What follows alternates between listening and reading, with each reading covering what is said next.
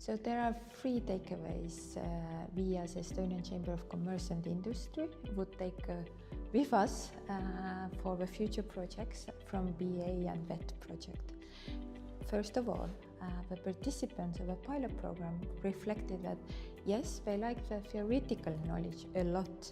However, they would have liked to receive more of a practical knowledge, practical case studies, practical examples of companies who have already implemented energy efficiency measures. Secondly, they also reflected that they would have liked to visit the companies who have put in place the energy efficiency measures.